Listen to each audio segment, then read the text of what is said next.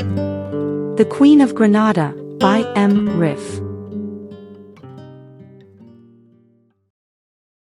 Chapter 106, The Monkey.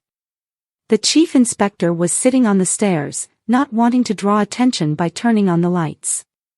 In the dim light from a small window above the door, he looked like a ghost. But I could still make out his jacket draped over his arm and the whiskey bottle in his hand. He took a sip, wiped his mouth with the back of his hand, and said, "The poltergeist Gina. Poltergina. Poltergenie. Genie the Strangler." I immediately knew he had recognized me. After returning home, he must have gone through his old newspaper clippings to find information about me. He was referencing some of the nicknames the media had given me during the long period when my uncle's murder case was all over the news, both in the country and abroad.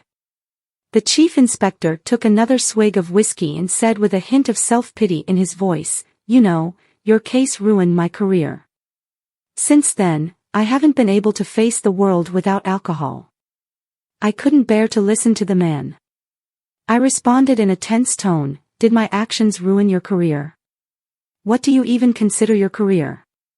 Shouldn't state employees just do their jobs without seeking personal gain?" The man hadn't even understood my point. He said, "We might call it this for that, or quid pro quo, as they did in ancient Rome. I've been kind to you by unlocking the door. I've waited years for the truth.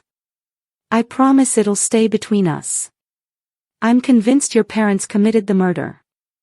I just want to know how they did it without leaving any marks on the victim's neck. Despite our years of experience, neither the coroner nor I have seen anything like it. Even though I was just 5 years old, almost the same age as Nuria, when it happened, I still clearly remembered the images of my uncle's body in the newspapers and the radio discussions about the case. They kept mentioning the tiny hemorrhages on his eyelids, called petechiae, which indicated strangulation. The media and the chief inspector had different interpretations of the evidence. The chief inspector accused my parents of murder, while the media insisted there was no evidence of that, demanding their release. I held out the keys and said, "Take them if you regret unlocking the door for me. I'll find another solution."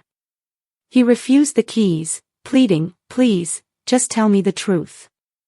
To be left in peace, I repeated what I had originally said multiple times to the journalists, and during the police interview, we were sitting at the table, having dinner.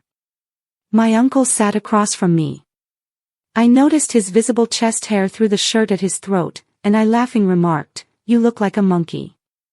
I was thinking of Mr. Nielsen, the monkey from Pippi Longstocking.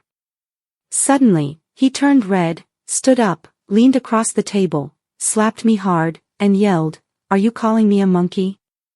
My dad and mom were also at the table, but they didn't know how to react. It seemed like they were used to his fiery temper.